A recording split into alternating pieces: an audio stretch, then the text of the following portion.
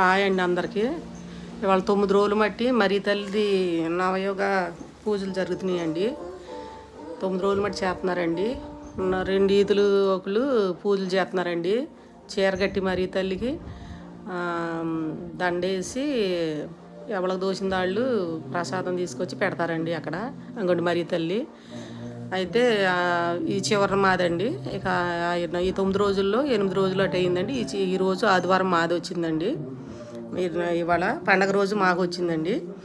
అయితే మేము ఈరోజు అక్కడ చీర అయితే తెచ్చి స్వీట్లు అవి తీసుకొచ్చి మరీ తల్లి దండేసి ఇవాళ పూజ అయ్యాక అందరికి స్వీట్లు పంచిపెట్టారండి. అంగండి మరీ తల్లి ఈరోజు పండగ అండి. ఆ తల్లి పుట్టినరోజు అండి పండగ.